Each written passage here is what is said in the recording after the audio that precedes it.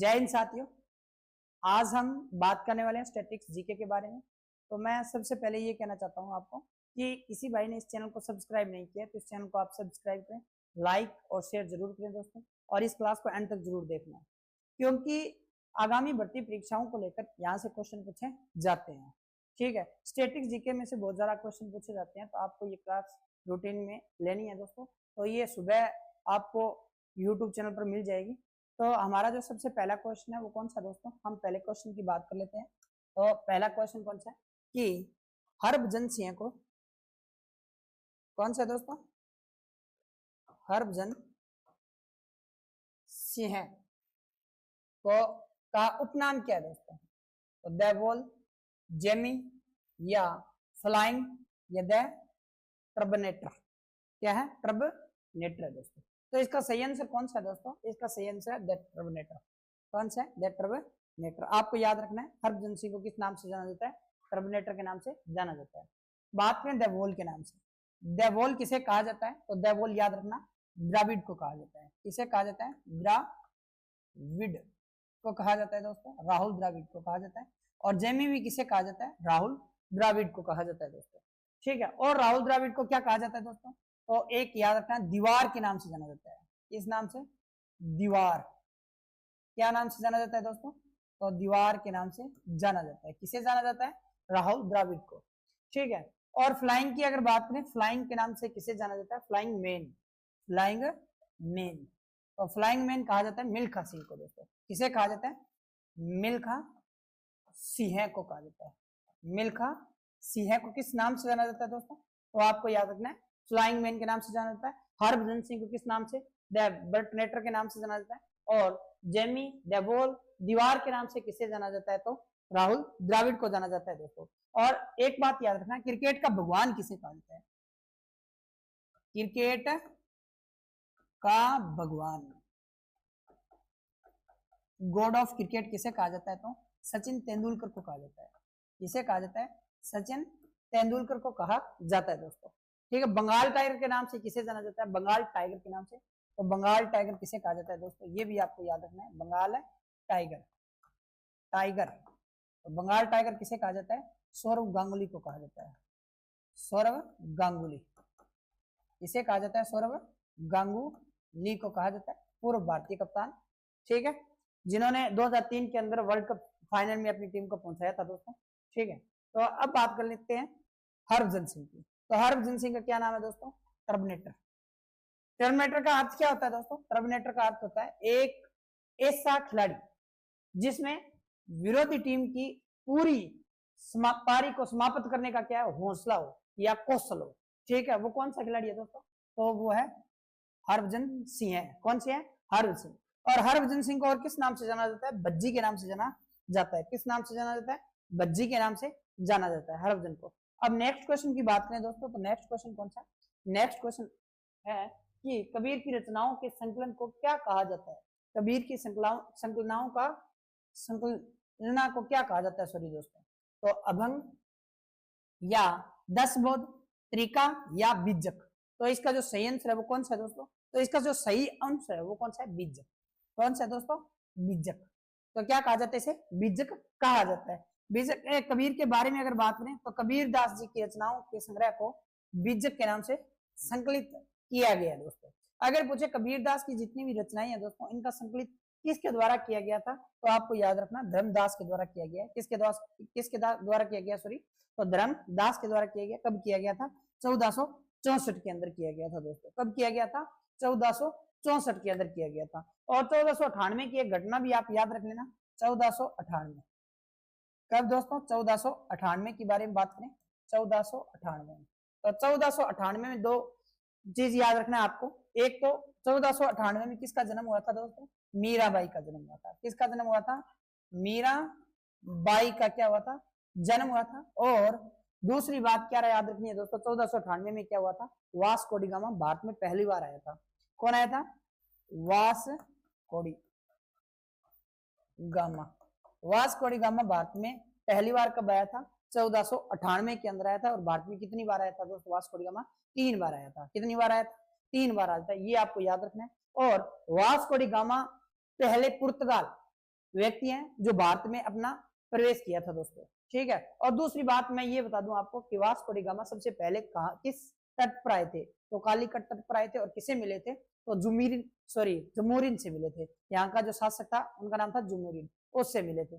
ठीक है, और वास्को डी गामा ने किसकी खोज की है, तो भारतीय समुद्री मार्ग की खोज की है, बल्कि भारत की खोज नहीं की है। ठीक है, तो आपको याद रखना है कि भारतीय समुद्री मार्ग की खोज किसने के द्वारा की गई थी, तो वास्को डी गामा के द्वारा की गई थी। कब आए थे भारत में, 1498 के अंदर। मीराबाई का जन्म भी कब हुआ था, 1498 के अंदर। ये दोनों बात आपको क्या रखनी है, याद रखनी है दोस्तों। अब बात करें बीजक की दोस्तों, तो बीजक को कितने भागों में बांटा गया है, तो एक तो कौन सा है दोस्तों, बीजक के 3 भाग है। एक का नाम क्या है दोस्तों, साखी है, एक का नाम क्या है, शब्द है, एक का नाम क्या है, रमेनी है। क्या नाम है, रमेनी नाम है।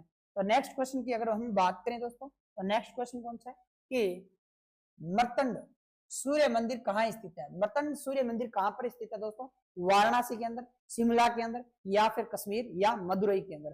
तो इसका सही आंसर कौन सा है दोस्तों, इसका सही आंसर है जम्मू कश्मीर।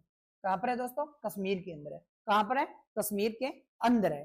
अब बात करें वाराणसी की दोस्तों, तो वाराणसी के अंदर कौन सा मंदिर है, वाराणसी के अंदर कौन सा मंदिर है, श्री विश्वनाथ, श्री काशी विश्वनाथ का मंदिर है दोस्तों। किसका है, श्री काशी विश्वनाथ, विश्वनाथ का क्या दोस्तों, मंदिर है। और काशी विश्वनाथ के मंदिर के बारे में अगर बात करें तो इसे किस नाम से जाना जाता है दोस्तों, तो ये भी आपको याद रखना है, स्वर्ण मंदिर कहा जाता है। क्या कहा जाता है, स्वर्ण मंदिर कहा जाता है। क्या कहा जाता है, स्वर्ण मंदिर कहा जाता है। क्या कहा जाता है, स्वर्ण मंदिर कहा जाता है। शिमला की बात करें दोस्तों, तो शिमला के अंदर कोई मंदिर है क्या, क्योंकि ये पर्यटकों की दृष्टि से बहुत ही महत्वपूर्ण स्थान है। कौन सा है, शिमला। शिमला किसके लिए, किसकी दृष्टि से महत्वपूर्ण है दोस्तों, तो पर्यटकों की दृष्टि से महत्वपूर्ण है। और यहाँ पर एक मंदिर है जिसका नाम है खाजू मंदिर। कौन सा है, सॉरी जाखू मंदिर। कौन सा मंदिर है दोस्तों, जाखू मंदिर। और जाखू मंदिर की बात करें दोस्तों, तो यहाँ पर हनुमान जी की 108 फीट ऊंची क्या है, प्रतिमा बनी हुई है। किसकी, हनुमान जी की। किसे समर्पित है ये, हनुमान जी को समर्पित है, हनुमान जी को समर्पित है दोस्तों। अब बात करें मदुरई की, तो मदुरई के अंदर कौन सा मंदिर है दोस्तों, तो मदुरई के अंदर है मीनाक्षी मंदिर। कौन सा मंदिर है, मीनाक्षी मंदिर है दोस्तों। कौन सा मंदिर है, मीनाक्षी मंदिर है।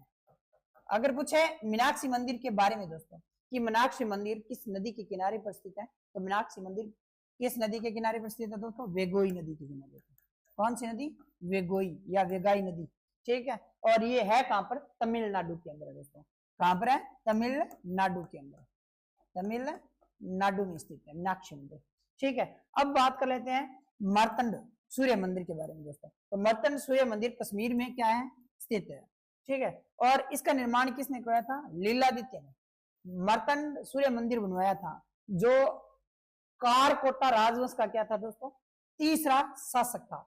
कारकोटा राजवंश का तीसरा शासक कौन था दोस्तों, तो ये आपको याद रखना है। और इनका तीसरा शासक कौन था, लीलादित्य। कौन था, लीलादित्य था। और ये कारकोटा का तीसरा क्या था दोस्तों, शासक था। तो अब नेक्स्ट क्वेश्चन की बात करें, तो नेक्स्ट क्वेश्चन कौन सा है दोस्तों, नेक्स्ट क्वेश्चन है कि टाइगर वुड्स, कौन, टाइगर वुड्स निम्नलिखित में से किस खेल से संबंधित है, निम्नलिखित में से किस खेल से संबंधित है दोस्तों, तो टेनिस, गोल्फ, टेबल टेनिस या फिर मुक्केबाजी से। तो इनका सही आंसर कौन सा है दोस्तों, ये गोल्फर थे, यानी गोल्फ। इनका संबंध किससे, गोल्फ से है दोस्तों। किससे, गोल्फ से संबंधित है। अगर इनकी बात करें तो टाइगर वुड्स अमेरिकी पेशेवर क्या है, गोल्फर है। क्या है, गोल्फर है। और इनकी गिनती गोल्फर के प्रसिद्ध खिलाड़ियों में होती है दोस्तों। किनकी, तो टाइगर वुड्स की। अगर बात करें टेनिस की स्टार खिलाड़ी अमेरिका की, तो अमेरिका की टेनिस की स्टार खिलाड़ी कौन सी है दोस्तों, तो सेरेना विलियम्स। का संबंध किस देश से, तो अमेरिका से है दोस्तों। किस खेल से, तो टेनिस से। ये आपको याद रखना है दोस्तों, किस खेल से, टेनिस से। कौन है, Serena Williams, Serena Williams,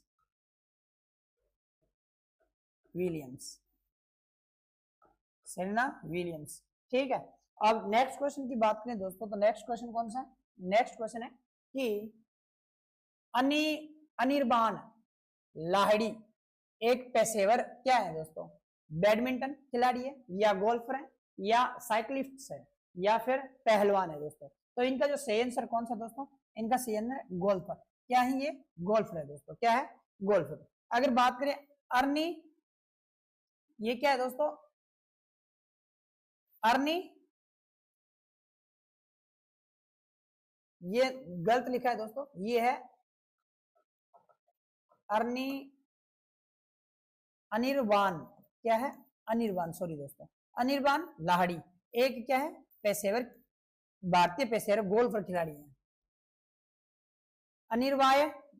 Anirban का संबंध किससे दोस्तों, महाराष्ट्र के पुणे से है। किससे है, महाराष्ट्र के पुणे से है।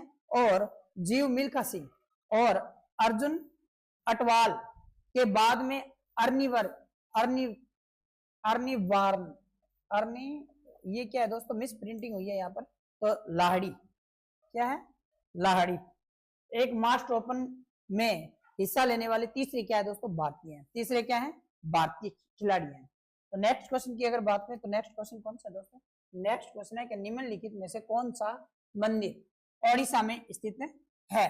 तो कौन सा मंदिर उड़ीसा में है, तो पूरी जगन्नाथ मंदिर या बृहदेश्वर मंदिर या कोणार्क सूर्य मंदिर है, या फिर कोणार्क सूर्य मंदिर और पूरी जगन्नाथ मंदिर दोनों। तो इसका सही आंसर कौन सा है दोस्तों, ये दोनों है। कौन सा है, दोनों। कोणार्क मंदिर, कोणार्क सूर्य मंदिर और पूरी जगन्नाथ मंदिर दोनों कहां पर है दोस्तों, उड़ीसा के अंदर है। जबकि बात करें बृहदेश्वर मंदिर की, ये बृहदेश्वर मंदिर कहां पर है दोस्तों, तमिलनाडु के अंदर है। कहां पर है, तमिलनाडु के अंदर है। कहां पर है दोस्तों, तमिलनाडु के अंदर स्थित है। अगर हम बात करें दोस्तों कोणार्क सूर्य मंदिर के बारे में, तो श्री जगन्नाथ पुरी मंदिर दोनों ओडिशा राज्य में क्या है दोस्तों, स्थित है। और कोणार्क सूर्य मंदिर को बनाने का श्रेय किसे जाता है, तो पूर्वी गंग वंश के राजा थे नरसिंह देव प्रथम को दिया जाता है। सन 1984 में इन्हें यूनेस्को ने इसे विश्व धरोहर के रूप में क्या कर लिया गया दोस्तों, इसे शामिल कर लिया गया। किसे शामिल कर लिया गया, तो इन दोनों को, ठीक है। और श्री जगन्नाथपुरी मंदिर भारतीय राज्य उड़ीसा के सबसे प्रतिभाशाली या प्रभावशाली स्मारकों में से एक है दोस्तों, जिसका निर्माण किसने कराया, गंग राजवंश के एक प्रसिद्ध राजा किसने, अनंत वर्मन और चोड़गंग ने करवाया था। चोड़गंग देव के द्वारा 12वीं शताब्दी में समुद्र के किनारे पूरी, कहां पर करवाया गया दोस्तों, पूरी में किया गया था। कहां पर किया गया था, पूरी में किया गया था। नेक्स्ट क्वेश्चन कौन सा है दोस्तों, कि निम्नलिखित में से पहला राज्य कौन सा है जिसने राज्य भर के सभी घरों में रूफटॉप वर्षा जल संचय अनिवार्य बना दिया दोस्तों। तो इसका सही आंसर कौन सा है दोस्तों, तमिलनाडु, केरल, गोवा, कर्नाटक। तो इसका सही आंसर है दोस्तों तमिलनाडु। कौन सा है, तमिलनाडु है दोस्तों। तमिलनाडु की बात करें दोस्तों, तो तमिलनाडु भारत का पहला राज्य है जिसने राज्य के सभी घरों में छत पर वर्षा जल संचय संरचना को अनिवार्य बना दिया दोस्तों। और छत पर जल संचय संरचना उस तकनीक का हिस्सा है जिसके माध्यम से छत जल ग्रहणों से वर्षा जल को प्राप्त किया जाता है दोस्तों। इस संग्रहित जल का प्रयोग सिंचाई, उद्यान, पशुधन, घरेलू उपयोग आदि में किया जाएगा दोस्तों। आदि में क्या किया जाएगा, इनका उपयोग किया जाएगा।